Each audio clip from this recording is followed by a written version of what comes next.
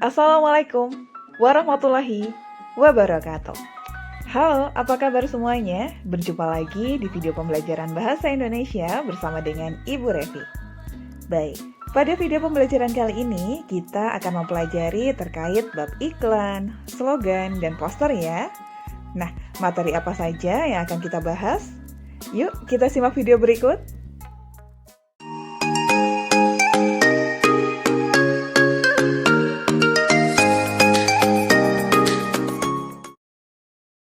Baik, pada video kali ini kita akan membahas mulai dari pengertian dan fungsi iklan, slogan, dan poster, kemudian unsur-unsur iklan, slogan, dan poster, lanjut unsur-unsur pembentuk iklan, kemudian penyimpulan maksud iklan, serta pola-pola penyajian iklan.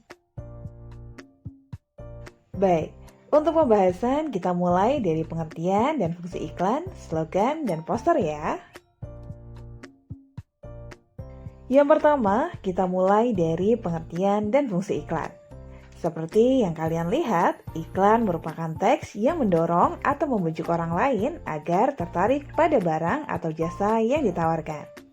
Namun, selain itu, iklan juga dapat berfungsi sebagai pemberitahuan kepada khalayak ya, di mana iklan ini dapat disampaikan melalui media massa seperti televisi, radio, surat kabar, maupun internet. Nah, untuk lebih jelasnya, berikut sudah ada beberapa contoh iklan ya, baik iklan yang menawarkan produk maupun yang menawarkan jasa. Baik, selanjutnya kita masuk ke pembahasan pengertian dan fungsi slogan. Pada dasarnya, slogan merupakan perkataan atau kalimat pendek yang digunakan sebagai dasar tuntunan atau pegangan hidup. Atau bisa juga sebagai prinsip utama suatu perusahaan atau organisasi. Nah, berdasarkan pengertian tersebutlah slogan biasa disebut moto atau semboyan. Nah, untuk lebih jelasnya, coba kita perhatikan contoh slogan berikut ya. Nah, berikut sudah ada beberapa contoh slogan ya. Seperti yang kalian lihat, slogan ini lebih mengutamakan kepadatan makna dan kehematan kata-kata. Contohnya seperti salah satu slogan berikut, yang berbunyi, berdiri sama tinggi, duduk sama rendah. Nah, slogan tersebut memiliki makna tentang perlunya mengutamakan kesetaraan antar sesama. Baik, yang terakhir kita masuk ke pengertian dan fungsi poster. Pada dasarnya, poster hampir sama dengan iklan ya, yang mana unsurnya berupa kata-kata dan juga gambar. Biasanya, poster ini dipajang di tempat-tempat umum, yang isinya berupa pemberitahuan, ide, hal-hal baru atau penting yang ditunjukkan kepada khalayak. Nah, untuk lebih jelasnya, coba kita perhatikan contoh poster berikut ya. Nah, di sini sudah ada beberapa contoh poster ya. Apabila kalian cermati, poster berikut tidak jauh berbeda dengan iklan. Isinya sama-sama mengandung pesan yang ditujukan kepada khalayak. Hanya saja pemasangan poster ini lebih tertuju kepada tempat-tempat umum seperti dinding-dinding aula, dinding sekolah, dinding rumah sakit, atau tempat umum lainnya.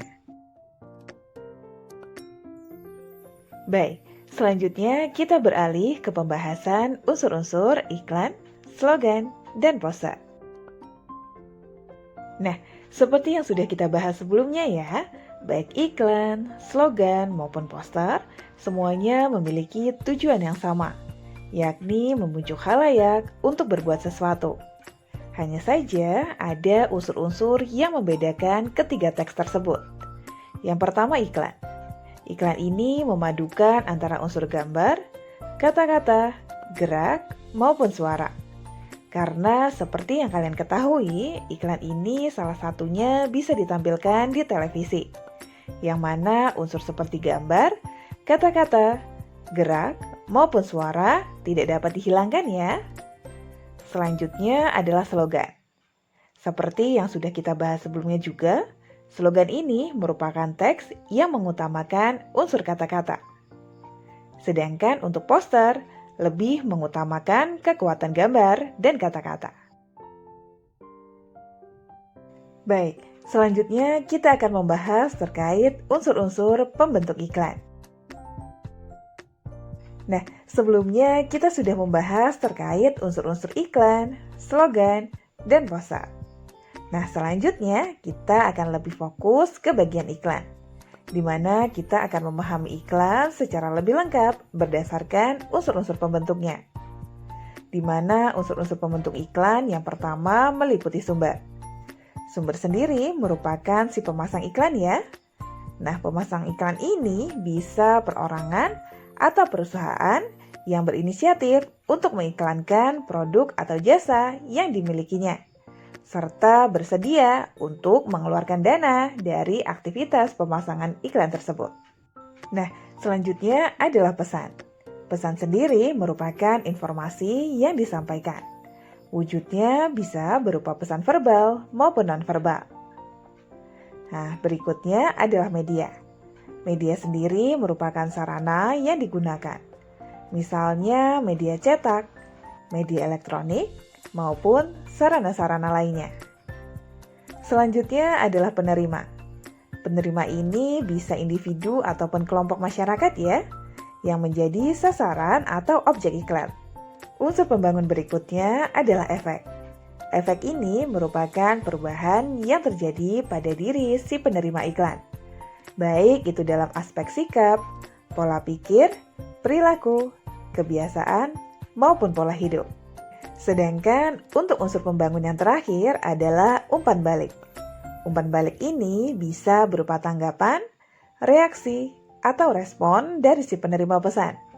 Jadi si penerima pesan ini bisa menolak atau menerima produk atau jasa yang ditawarkan. Nah, selanjutnya kita akan membahas terkait penyimpulan maksud iklan. Baik, dari pembahasan yang sudah kita lakukan sebelumnya, kita dapat menyimpulkan maksud ataupun isi dari sebuah iklan, salah satunya adalah menawarkan barang atau jasa, serta bertujuan untuk menghimbau serta memberitahu khalayak terkait hal-hal baru atau hal-hal penting. Namun, selain itu, iklan juga dapat berpengaruh dalam membentuk gaya hidup, kebiasaan, selera, maupun jati diri seseorang dan masyarakat. Nah, yang terakhir kita akan masuk ke pembahasan pola-pola penyajian iklan. Seperti yang kalian lihat, iklan memiliki karakteristik tertentu berdasarkan pola penyajiannya. Di sini sudah ada 3 pola penyajian iklan, mulai dari iklan media cetak, iklan elektronik, serta iklan berdasarkan isinya. Nah, dari 3 pola ini, iklan masih dibagi lagi ya ke dalam beberapa bentuk. Nah, agar lebih jelas, coba kita bahas satu persatu. Yang pertama, kita mulai dari iklan media cetak. Nah, iklan di media cetak ini memiliki 3 macam bentuk ya, berdasarkan keluasan ruang atau space-nya. Iklan media cetak yang pertama adalah iklan baris. Iklan baris ini merupakan iklan yang pemasangannya berupa baris-baris teks yang disajikan secara terbatas. Karena terbatas, maka tidak ada gambar maupun ilustrasi yang terpasang pada iklan ini ya. Bahkan teksnya pun kadang mengalami beberapa penyingkatan. Nah, berikut sudah Ibu lampirkan juga ya beberapa contoh iklan baris. Nah, bentuk iklan media cetak yang berikutnya adalah iklan kolom. Iklan kolom sendiri ukurannya lebih luas ya dibandingkan dengan iklan baris. Karena isinya berupa kolom-kolom yang disertai teks, gambar, maupun ilustrasi menarik lainnya. Nah, untuk lebih jelasnya, kalian bisa mencermati contoh iklan kolom berikut ya. Baik, bentuk iklan media cetak yang terakhir adalah iklan display. Iklan ini ukurannya juga lebih besar ya dibandingkan dengan iklan kolom.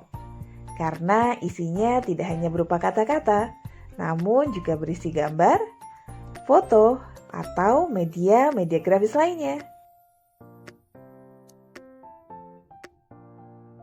Nah, pola penyajian iklan berikutnya adalah iklan elektronik. Sesuai namanya, iklan elektronik ini merupakan iklan yang berbasis perangkat elektronik.